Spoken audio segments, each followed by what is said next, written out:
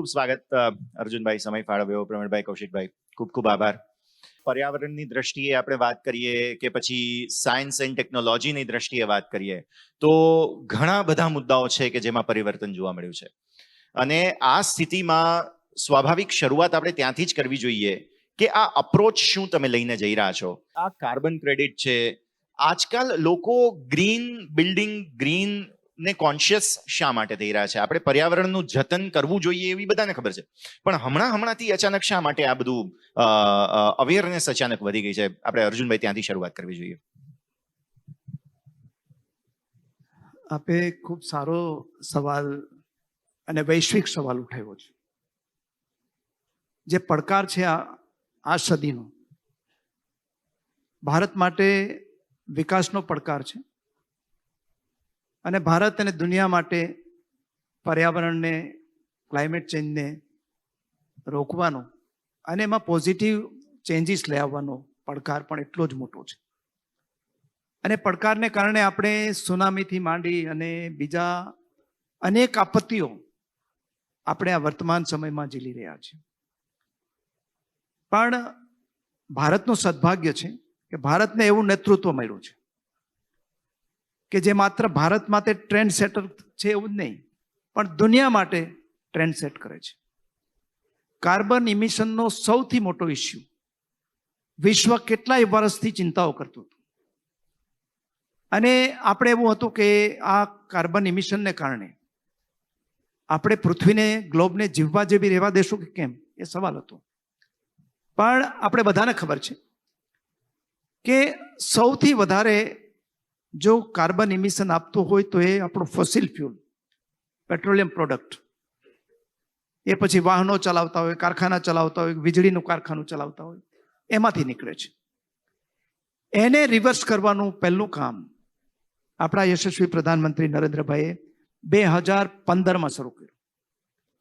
કલ્પના નહોતી કે આપણે આ સ્ટેજે લઈ જઈ શકીશું. પેરિસ ગયા અને ઇન્ટરનેશનલ સોલાર એલાયન્સ બનાવ્યું આપણે. પહેલા ફ્રાન્સ અને આપણે 2 જ સભ્યો બન્યા. અને બધા મિત્રોની જાણકારી માટે કહી દઉં કે આ ઇન્ટરનેશનલ સોલાર એલાયન્સનું હેડક્વાર્ટર છે એ દિલ્હીમાં રાખવાનું નક્કી કર્યું. અને આજે એ ઇનિશિયેટિવની અંદર 100 કરતાં વધારે દેશો જોડાયા છે. અને ટેકનોલોજીથી માંડીને જ્ઞાનનું આદાન પ્રદાન તો કરીએ છીએ, પણ જે લક્ષ્ય નક્કી કર્યું છે આપણે કે 500 ગીગાવોટ નોન ફોસિલ ફ્યુલમાંથી આપણે એનર્જી ઊભી કરવી છે, અને 1 અબજ ટન આપણે જે કાર્બન ફૂટપ્રિન્ટ છે દર વર્ષે આપણે ઘટાડવી છે. એ ટ્રેન્ડ સેટ કર્યું. એટલું જ નહીં, વિશ્વને સંમત કર્યું અને ભારતે એની લીડરશિપ લીધી. અને એને કારણે આજે ભારત છે રિન્યુએબલ એનર્જીની અંદર વિશ્વની અંદર નંબર 1 બનવા જઈ રહ્યું છે. અને આપણે ગુજરાત પણ એમાં વિશ્વની અંદર નંબર 1 છે. આજે 500 ગીગાવોટમાંથી 100 ગીગાવોટ રિન્યુએબલ એનર્જી ગુજરાત પેદા કરશે. અને આજે આપણે લગભગ 55% હિસ્સેદારી એની અંદર આજે ધરાવીએ છીએ. અને આપણે 2030 સુધીમાં 50% આપણી રિક્વાયરમેન્ટ છે. આજે 55% સુધી પહોંચી ગયા છે. 50% દેશની છે એ આપણે આ રિન્યુએબલ એનર્જીમાંથી મેળવતા થઈશું. આ આપણે ટ્રેન્ડ સેટ કર્યું છે. એટલું જ નહીં, પણ જે કોન્ફરન્સ ઓફ ધી પાર્ટીઝ 2026ની અંદર જે નક્કી કર્યું હતું આપણે કે કાર્બન ક્રેડિટ ટ્રેડિંગ સ્કીમ છે વિકસાવવી. આજે 265 જે ઇન્ડસ્ટ્રી છે, મોટે ભાગે સિમેન્ટ, એલ્યુમિનિયમ, એના માટે આપણે એના નોર્મ્સ ફિક્સ કર્યા છે. અને એને મેન્ડેટ આપ્યો છે કે તમે તમારું કાર્બન ફૂટપ્રિન્ટ એટલું નીચું લઈ આવો. ન લઈ આવો તો ક્યાં દંડનો સામનો કરો અને ક્યાં કાર્બન ક્રેડિટ ખરીદો. આ આપણે ટ્રેન્ડ સેટ કર્યા છે. 2050 સુધીમાં આપણા યશસ્વી પ્રધાનમંત્રીએ નક્કી કર્યું છે કે જે આ સર્ક્યુલર ઇકોનોમી છે, જે કચરામાંથી આપણે પ્રોડક્ટ બનાવવાનું, એટલે કચરામાંથી કંચન બનાવવાનું, એ રિસાયકલ બિઝનેસ, સર્ક્યુલર ઇકોનોમી છે, એ $2 ટ્રિલિયન થવાની છે. એટલે વેસ્ટેજમાંથી આપણે $2 ટ્રિલિયન ઇકોનોમી પેદા કરવાના છે, ને એમાં પણ આપણે ગુજરાત નંબર 1 રહેવાનું છે. ફોરેસ્ટમાં પણ એટલું જ કામ થયું છે આપણે ત્યાં. ક્લાઇમેટ ચેન્જના તો આપણે બધાને ખબર છે કે એશિયાની અંદર સૌથી પહેલું કોઈ રાજ્ય હોય જેને ક્લાઇમેટ ચેન્જ ડિપાર્ટમેન્ટ બનાવ્યું હોય તો એ ગુજરાત હતું. ને આપણા યશસ્વી પ્રધાનમંત્રી નરેન્દ્રભાઈ જ્યારે ગુજરાતના મુખ્યમંત્રી હતા ત્યારે એણે બનાવ્યું હતું ડિપાર્ટમેન્ટ. અને એ ડિપાર્ટમેન્ટની કામગીરી પણ એટલી જ ગતિથી આગળ વધે છે. પોલિસી નક્કી કરે છે ક્લાઇમેટ ચેન્જની અસરો રોકવા માટેની. અને એના માટે આપણા રાજ્યે ક્લાઇમેટ ચેન્જ યુનિવર્સિટી બનાવવાનું પણ આપણે નક્કી કરેલું છે. એટલે ભારત હોય કે ગુજરાત હોય, નરેન્દ્રભાઈના આગેવાનીમાં જે તે વખતે પણ કરતા હતા અને આજે પણ આપણા જે લોકપ્રિય મુખ્યમંત્રી ભૂપેન્દ્રભાઈ પટેલની આગેવાનીમાં આપણે આ કામને આગળ વધારી રહ્યા છીએ. સર, તમે તમારા જવાબમાં સોલારની વાત કરી અને ગ્રીન એનર્જીની પણ વાત કરી. સર, મારે એક સિનારીઓ તમને કહેવો છે. 2-3 દિવસ પહેલા મેં એક રીલ જોઈ જેમાં યુપીના કોઈ ઇન્ફ્લુએન્સર હતા જે ગુજરાતના પ્રવાસ પર હતા અને એમણે ધાબે ચડીને એક ગામ બતાવ્યું કે જ્યાં ગામના દરેક ઘર પર સોલાર પેનલ્સ હતી. હવે આ બહુ નોર્મલ થઈ ગયું છે. આજથી થોડા વર્ષ પહેલા આપણને આશ્ચર્ય થતું હતું કે લોકો સોલાર લગાવી રહ્યા છે. થોડા વર્ષ પહેલા આપણે ગ્રીન નંબર પ્લેટ જોઈએ તો આપણને આશ્ચર્ય થતું કે ઇલેક્ટ્રિકલ વ્હીકલ્સ છે અને હવે નોર્મલ થઈ ગયા છે. તો મારો આ ત્રણેયને પ્રશ્ન છે કે સરકારમાં રહીને જ્યારે તમે આના માટે પ્રયાસ કરતા હો ને એક્ઝિક્યુટ થવા માંડે, જ્યારે રિઝલ્ટ તરીકે સામે દેખાય ત્યારે તમને કેવું લાગે અને પછી આગળના સ્ટેપ કઈ રીતે પ્લાન થાય? ખાલી આંકડા આપીને બીજા મારા સાથીદારો બાકીનો જવાબ આપશે. ખાલી એટલું જ કહું કે 2022ની ચૂંટણીઓ વખતે આપણા પ્રધાનમંત્રીએ મેનિફેસ્ટોમાં કહ્યું હતું ભારતીય જનતા પાર્ટીના કે આપણે 1 કરોડ ઘરને આપણે ફ્રી વીજળી આપીશું. એટલે જે સોલાર ઇન્સ્ટોલેશન કરીને આપણે એને ઘર પર વીજળી આપવાનું નક્કી કર્યું હતું. આજે આપણે 30% સાથે ગુજરાત છે એ જે ફ્રી વીજળીની યોજના છે પ્રધાનમંત્રીની એમાં નંબર 1 છે. અને આજે હું એમ કહું છું કે જેટલો ટાર્ગેટ ગુજરાતને આપે છે, અમારા રાજ્ય કક્ષાના ઉર્જા મંત્રી છે કૌશિકભાઈ, એ વધારે વિગત આપશે, પણ જેટલો ટાર્ગેટ આપે છે એટલો ટાર્ગેટ એચીવ કરીએ છીએ. જેટલી સરકારી બિલ્ડિંગો છે આપણી, એ તમામ સરકારી બિલ્ડિંગોની અંદર જે ગુજરાત એનર્જી ડેવલપમેન્ટ એજન્સી છે એ સોલાર, એના ધાબા ઉપર સોલાર લગાવીને એની વીજળી પણ ફ્રી મળી જાય બધાને, એનું આયોજન કર્યું છે. એમાં પણ આપણે જેટલો ટાર્ગેટ આપણે આપવામાં આવે છે એટલો પૂરો કરીએ છીએ. આપનો ખૂબ સારો પ્રશ્ન હતો કે અત્યારે ગ્રીન ગાડીના નંબર પ્લેટ આપણે જોઈએ છીએ તો હવે કોમન છે, સોલર તો કોમન છે. કોમન કેમ થયું છે? આ પોલિસી ડ્રીવન સ્ટેટ છે. એટલે કોઈ પોલિસી બનાવી છે, એની પર વર્ક થયું છે, એફિશિયન્ટ રીતે વર્ક થયું છે ને એટલે એનું પરિણામ છે. આ રાજ્યની અંદર કોઈ પણ વ્યક્તિને ઇલેક્ટ્રિક ગાડી ખરીદવી હોય તો એને 6% જે ચાર્જ લાગે છે આરટીઓનો ટ્રાન્સપોર્ટ ચાર્જ, એ માત્ર 1% જ લાગે ગુજરાતમાં. એટલા માટે ગ્રીન દેખાય છે. કેપિટલને ખૂબ અભિનંદન આપું છું કે આ વિષય ઉપર લોકો બોલતા થયા છે, પણ હવે તમે પણ તમારા પ્લેટફોર્મ દ્વારા આખા ગુજરાતના લોકોને જાગૃત કરી રહ્યા છો, તેના માટે સ્પેશિયલ થેન્ક્સ. Thank you. બિલકુલ. કૌશિકભાઈ, તમારે પણ આ મુદ્દે એડ કરવું જોઈએ.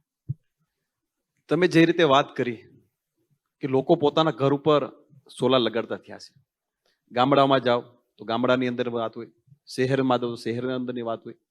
થોડાક સમય પહેલા દેશના યશસ્વી વડાપ્રધાન આદરણીય મોદી સાહેબ અમદાવાદમાં આવ્યા હતા. નિકોલની અંદર બહુ મોટી જંગી જાહેર સભા રાખવામાં આવી હતી. ત્યારે મોદી સાહેબે એમના પ્રવચનની અંદર એવું કીધું હતું કે મારા રોડ શોની અંદર હું આવતો ત્યારે મેં જોયું કે દરેક ઘર ઉપર બધી જગ્યાએ સોલાર લાગેલી છે. આ જાગૃતતા છે. જે રીતે પ્રવીણભાઈ હમણાં વાત કરી કે સરકાર પોલિસી બનાવે છે અને પોલિસી એવી રીતે બનાવે છે કે લોકો એમાં જોડાઈ શકે. જાગૃતતા સાથે હું તમને એક વાત કરું મારા વિસ્તારની. મારા વિસ્તારમાં જંગર ગામ છે. અર્જુનભાઈ, આખા જંગર ગામની અંદર દરેક ઘેરે સોલાર લાગી ગયો. 100% જંગર ગામ એ સોલાર પ્રૂફ ગામ છે. આ જાગૃતતા અને સરકારી બનાવેલી પોલિસી એમના થકી લોકો એમનો લાભ લેતા થાય છે. જે રીતે સરકાર લાભ આપી રહી છે એમના થકી આ જાગૃતતા આવે છે અને લોકો એમનો ભરપૂર ઉપયોગ કરી રહ્યા છે અને કરવો પણ જરૂરી છે. આગામી દિવસોને જે રીતે આપણે વધી રહ્યા છીએ કે સૌર ઉર્જા એમના માટે આ ખૂબ જરૂરી છે. અર્જુનભાઈ, થોડું સમજાવો કે હવે કઈ દિશામાં આપણે ફોકસ કરી રહ્યા છીએ કે જેથી આ મેન્યુફેક્ચરિંગમાં વધારો, મતલબ એ આમ ઓબ્વિયસલી ઇન્ડસ્ટ્રીનો સવાલ થઈ જાય, પણ સ્ટીલ કેમ કે એ સાયન્સ ટેકનોલોજી સાથે આપણે AI ની વાતો કરીએ છીએ, AI ને રોબોટનું જો મિશ્રણ થાય તો શું થઈ શકે, કઈ ગતિથી આપણે આગળ વધી શકીએ કે જેથી રોજગારને પણ અસર ના પહોંચે અને સાથે સાથે આપણે મેન્યુફેક્ચરિંગની ગતિ વધારી શકીએ, આ હવે ખાસ આપણું ફોકસ હોવું જોઈએ સર.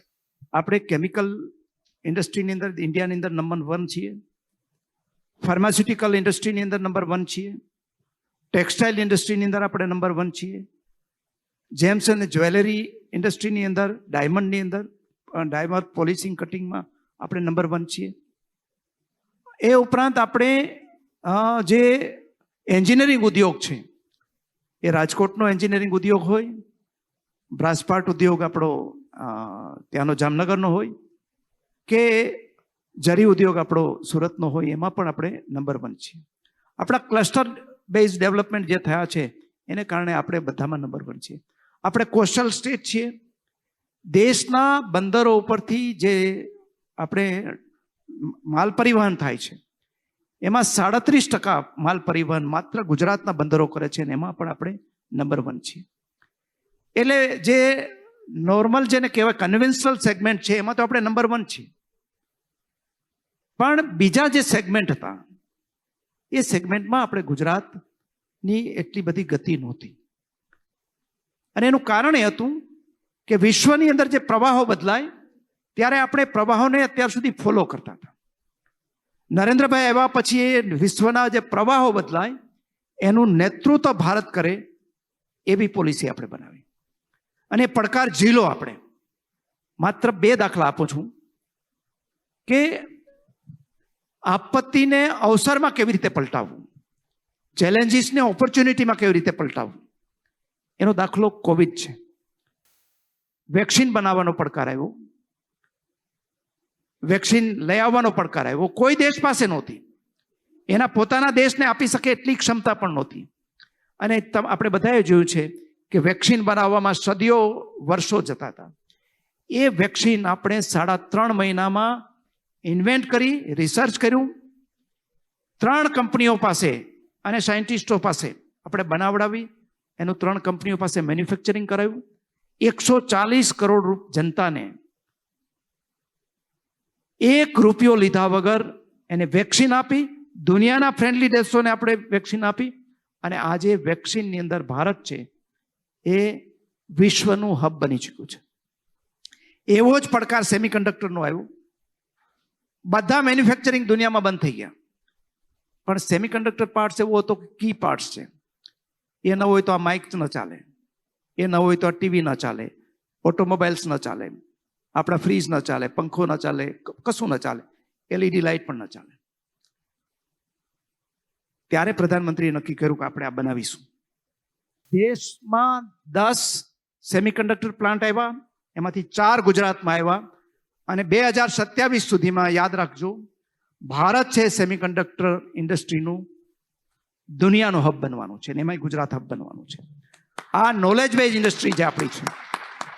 અને માત્ર સેમિકન્ડક્ટર આવશે એટલું જ નહીં, હવે તો સેમિકન્ડક્ટર આવ્યા, એના બેકવર્ડ એટલે એની પહેલા એના ગેસીસ જોઈએ, એના મશીન જોઈએ, એના કેમિકલ્સ જોઈએ, એના ડિઝાઇન કરવા જોઈશે અને પછી ફોરવર્ડની અંદર એના PCB બનાવવા પડશે, એના પછી ડિસ્પ્લે યુનિટો આવશે, ઇલેક્ટ્રોનિક્સ મેન્યુફેક્ચરિંગ આવશે.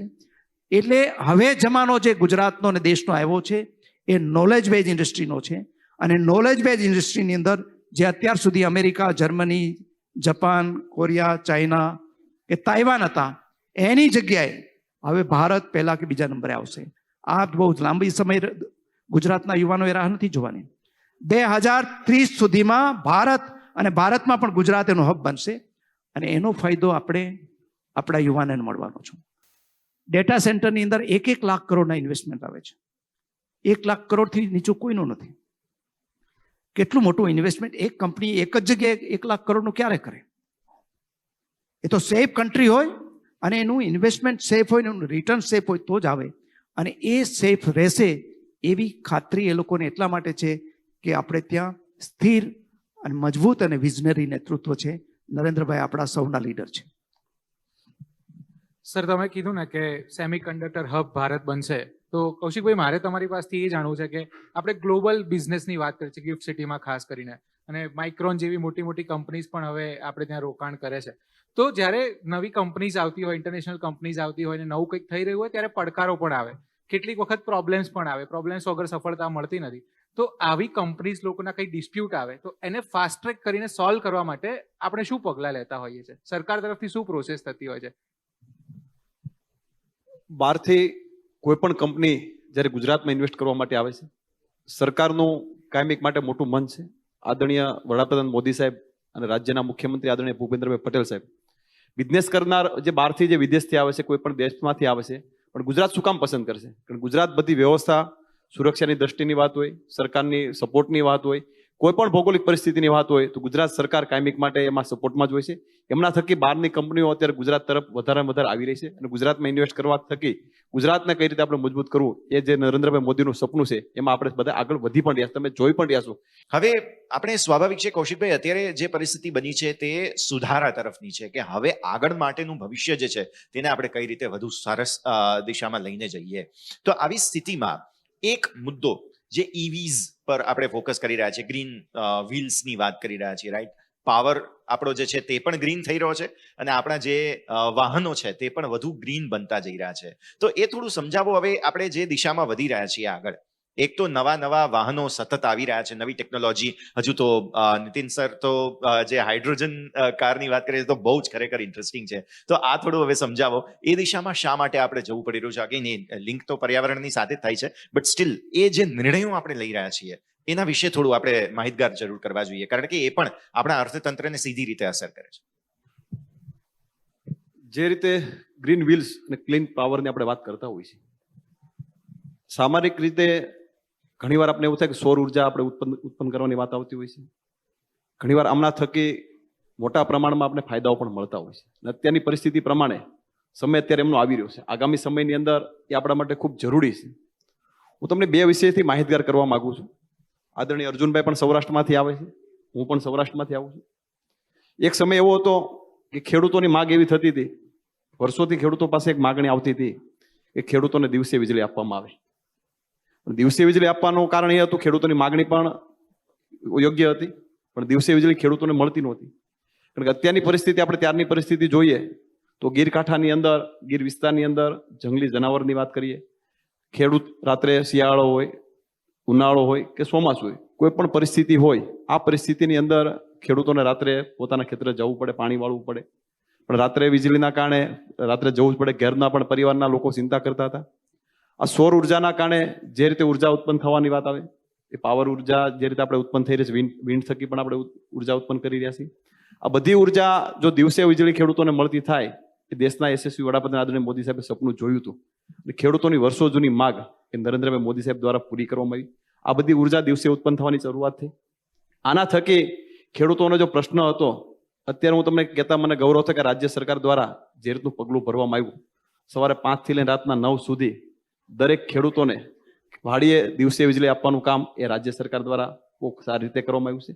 સરકારી જે ટ્રાન્સપોર્ટ બસો છે એમને આપણે ક્યારે ગ્રીન એનર્જી પર લઈ જઈએ છીએ સંપૂર્ણપણે? ઘણી બધી બસો તો આપણે જોઈ જ રહ્યા છીએ. ખૂબ સારો પ્રશ્ન આપે પૂછ્યો છે. તો આ વખતે રાજ્યના મૃદુ અને મક્કમ મુખ્યમંત્રી સાહેબે આની અંદર ખૂબ મોટો ભાર આપ્યો છે. માન્ય હર્ષભાઈ અને અમારું ડિપાર્ટમેન્ટે આ વખતે 438 કરોડ રૂપિયા માત્ર EV બસીસ માટે, એટલે 500 EV બસો આપણને એક ફ્લીટ હવે દોડતી રાજ્ય સરકારની અંદર દેખાશે, જે એકદમ નોટિસેબલ હશે. અને એનો ઉદ્દેશ આ એક સ્ટેપ છે. અત્યારે 8,000થી વધુ બસો દોડે છે, એમાં 500 દોડવાની છે. આ એક સ્ટેપ છે. 2035 સુધી 100% કરવાનો વિચાર છે, અને જેના લીધે કાર્બન ઉત્સર્જનમાં ઘટાડો પણ થાય અને આપણું કાર્બન ઇમિશન છે ઘટે, એ અમારો આનંદ વિચાર છે વિભાગનો. પ્રવીણભાઈ, આમાં સાથે મારે એડ કરવું છે, કારણ કે છેલ્લે હમણાં લગભગ 1-1.5 મહિનાથી આ સ્માર્ટ મોબિલિટી બહુ ચર્ચામાં છે. કેમ કે કોમનવેલ્થની આપણે તૈયારીઓ કરી રહ્યા છીએ, એક એપથી બધા જ પ્રકારના સોલ્યુશન થાય એ માટે એએમસી તરફથી પણ ઘણી બધી તૈયારીઓ શરૂ કરી દેવામાં આવી છે. આ થોડું સમજાવો, કારણ કે આ નવો વિષય છે, બધા લોકોને હજુ ખ્યાલ નથી. યશભાઈ કેવું છે કે અલગ અલગ પ્લેટફોર્મનો યુઝ થતું હોય છે. આજે મારે બસમાં બેસવું છે તો હું ઘરથી નીકળું છું એટલે ઓલા ઉબર કરું છું, પછી હું બસ સ્ટેન્ડે આવું છું, પછી બસમાં બેસી અને ઉતરી જઉં છું, અડાલજે ઉતરી જઉં છું અથવા રાણીપના બસ સ્ટેન્ડ ઉતરી જઉં છું. પછી મારે ત્યાંથી કોઈ મોલે જવું છે તો હું ફરી બીજું કોઈ ટ્રાન્સપોર્ટનો ઉપયોગ કરું છું, ઓલા ઉબર યા કોઈ બી XYZ. તો ઓલ ઇન વન કેમ ના હોઈ શકે? આ બાબતમાં સ્માર્ટ મોબિલિટી એ છે કે તમને ક્યાંય કોઈ જગ્યાએ જવું છે તો એક જ પ્લેટફોર્મ ઉપરથી તમને વિવિધ પ્રકારની સેવાઓ ઉપલબ્ધ થાય, એ બહુ જરૂરી છે અને એના માટે આ શબ્દ પ્રચલિત થયો છે સ્માર્ટ મોબિલિટીનો. કૌશિકભાઈ, મારે તમને એ પૂછવું છે કે આપણે ત્યાં ઇન્ડસ્ટ્રીયલ ક્લસ્ટર બહુ છે ગુજરાતમાં. હવે એ જે નવા બિઝનેસીસ આવશે, અત્યારે જે બિઝનેસીસ એક્ઝિસ્ટ કરે છે એમને આપણે ટ્રાન્સપોર્ટ આપણે ગ્રીન કરી રહ્યા છીએ, તો એ ઉદ્યોગોને ગ્રીન એનર્જી આપવા માટેનું શું પ્લાનિંગ કરી રહ્યા છે? એના માટે કોઈ ખાસ પોલિસી કે કશું? ખાસ કરીને ઉદ્યોગકારોને જે ગ્રીન એનર્જી આપવા માટેની વાત છે, એ સરકારે એમના આગામી દિવસોની અંદર પોલિસી માટે ખૂબ સારી રીતે અત્યારે સ્ટડી પણ કરી રહી છે અને આગામી દિવસોમાં ઉદ્યોગકારોને પ્રોત્સાહિત કરવા માટે એક પોલિસી પણ સરકાર આગામી દિવસોમાં બનાવવા જઈ રહી છે. પણ મારે સાથોસાથ ઉદ્યોગકારોને પણ અભિનંદન આપવા પડે કે દરેક ઉદ્યોગકારો પોતાના બિઝનેસની અંદર પોતાની ઉર્જા ઉત્પન્ન કરવા માટેના પોતાના યુનિટો પણ અલગ અલગ સ્થાપી રહી છે. સાથોસાથ આ રાજ્યને પણ મોટા પ્રમાણમાં ફાયદો મળવાનો છે. જે ઉર્જાની શોર્ટેજ છે ભવિષ્યમાં એ આપણા માટે શોર્ટેજ નહીં રહેશે. ઉર્જા આપણા સૌ કોઈ માટે બહુ મોટું એસેન્શિયલ છે, દરરોજની જરૂરિયાત બની ચૂકી છે. આ પુનઃપ્રાપ્ય ઉર્જાને હજુ પણ કઈ રીતે આગળ લઈ જઈએ? વિન્ડ મિલ છે, હજુ તો પાણીમાં પણ આપણે કોઈક ઉર્જા જે છે તેને ખાસ પ્રાપ્ત કરવાની કોશિશ કરી રહ્યા છે. તો હવે અર્જુનભાઈ, આ મુદ્દે આપણે ખાસ સમજાવવું જોઈએ. જો કોઈ પણ દેશનો વિકાસ કરવો હોય તો એની ઉર્જા સલામતી, એનર્જી સિક્યુરિટી એવી હોવી જોઈએ કે ક્યારેય ચિંતા ન કરવી પડે. આપણે આજે દુનિયાની અંદર ઉથલપાથલ થઈ રહી છે અને એને કારણે જે ફ્યુલ સપ્લાય છે, જે હોર્મુઝની ખાડીમાંથી આવતું હતું, એ સ્લો ડાઉન થઈ ગયું. એને કારણે આજે અનેક દેશો મુશ્કેલીમાં છે. પરંતુ ભારતે એના ઇન્ડિયાને લાગે વળગે ત્યાં સુધી આપણા પ્રધાનમંત્રીશ્રીએ એના વિકલ્પો તૈયાર જ રાખ્યા છે. જ્યાં સુધી વૈકલ્પિક ઉર્જાની વાત આવે ત્યાં જો માનની કૌશિકભાઈ અને માનની પ્રવીણભાઈએ જે રીતે વાત કરી એ પ્રમાણે આપણે બહુ ઝડપથી એ દિશામાં આગળ વધી રહ્યા છે. આપણે જે અત્યારે રિન્યુએબલ એનર્જી આવે છે બે સેગમેન્ટમાંથી, વિન્ડમાંથી અને આપણા સોલારમાંથી. એ સિવાય આપણે જે બાયોફ્યુલ છે એમાંથી હવે તો નક્કી કર્યું કે ભાઈ આપણે 20% સુધી બ્લેન્ડિંગ કરીશું. બાયોફ્યુલ છે એટલે એમાંથી આપણે 20% જેટલું એમાંથી મળી જાય. આ બંને ઉર્જાઓ છે, જે પવન ઉર્જા અને સૌર ઉર્જા, એવી છે કે એની સ્ટેબિલિટી અપ્સ એન્ડ ડાઉન થતી રહે. એટલે એ કોઈ આપણે બધાને ભણ્યા છીએ સામાન્ય રીતે વિજ્ઞાનની અંદર કે કોઈ પણ ઉર્જા નાશ પામતી નથી હોતી. એ ઉર્જા એક રૂપમાંથી બીજા રૂપમાં ટ્રાન્સફોર્મ થાય છે. એટલે સૂર્યની ઉર્જા છે એ આપણે ઇલેક્ટ્રિસિટી ઉર્જામાં આપણે કન્વર્ટ કરીએ છીએ, પવન ઉર્જા છે એને ઇલેક્ટ્રિસિટીમાં કરીએ છીએ, પણ એને સ્ટોરેજ થાય નહીં જે રીતે પાણીનો સ્ટોરેજ થાય એ રીતે. તો એને સ્ટોરેજની પણ ટેકનોલોજી જેમ કૌશિકભાઈએ કીધું એમ ડેવલપ કરી છે. આપણે જ્યારે સરપ્લસ એનર્જી હોય ત્યારે એને સ્ટોર કેવી રીતે કરવી, તો કે બેટરી સ્ટોરેજ કરવાની. બીજું, મોટા ડેમ હોય એની અંદર જ્યારે સરપ્લસ એનર્જી હોય ત્યારે નીચે ડાઉનસ્ટ્રીમનું પાણી છે ઉપર ચડાવી દેવાનું અને જ્યારે પછી જરૂરિયાત પડે ત્યારે એ પાણીથી ટર્બાઇન ચલાવી અને ફરી પાછી વીજળી આપીને એ રીતે કરીએ છીએ. અને સૌથી મોટો જે ફોકસ પ્રધાનમંત્રી શ્રી નરેન્દ્રભાઈ આપ્યું છે એ છે કે આ એનર્જીને આપણે હાઇડ્રોજનની અંદર કન્વર્ટ કરવાની. અને એ હાઇડ્રોજનની એનર્જી છે એ સ્ટેબલ એનર્જી છે અને એ એનર્જી આપણે આ અત્યારે ગેસ કે ડીઝલ કે પેટ્રોલની જગ્યાએ આપણે વાપરી શકીએ એ પ્રકારની ટેકનોલોજી ડેવલપ થઈ રહી છે. બસની અંદર પણ એ ટેકનોલોજી આવવાની છે. હમણાં જ તમે 2 અઠવાડિયા પહેલાં જોયું હશે કે દિલ્હીથી હરિયાણા એક જતી ટ્રેન છે, એમાં વહેલું થોડું મોડિફાઈડ કરેલું હાઇડ્રોજનથી ચાલતી જે રેલવે છે એનો પણ આપણે સક્સેસફુલ ટ્રાયલ કરી છે. અને આ બધું થશે ત્યારે હું માનું છું કે એ ક્લીન એનર્જી પણ હશે અને સસ્તી એનર્જી મળવાની છે.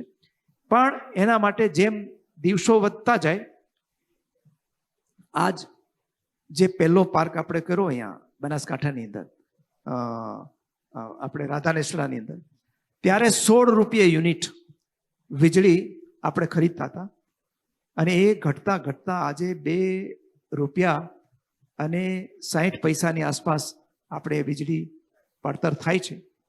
હજી પણ ટેકનોલોજી અપગ્રેડ થશે એટલે એની અંદર સુધારા થશે અને એફિશિયન્સી પણ વધશે. અને મને શ્રદ્ધા છે કે એનર્જી ક્ષેત્રે આપણે 2050 સુધીમાં આપણે ક્યાંયથી પેટ્રોલ ડીઝલ નહીં મગાવવું પડે. આપણે આપણા ઇન્ડસ્ટ્રી માટે આપણે ઉત્પાદન અહીંયા જ કરી શકીશું, એનર્જીનું ટ્રાન્સફોર્મ કરી શકીશું એવી મને આશા છે. બિલકુલ. તો આ ખૂબ જ રસપ્રદ ચર્ચામાં અર્જુનભાઈ, કૌશિકભાઈ અને પ્રવીણભાઈ, આપ ત્રણેય અમારી સાથે જોડાયા અને આ ચર્ચામાં ભાગ લીધો. ખૂબ ખૂબ આભાર. મારી અંદર ભાવેશ નથી. Thank you. ખૂબ ખૂબ આભાર. Thank you. આપ સૌ સર્વે મહાનુભાવો પોતાનું સ્થાન ગ્રહણ કરશે.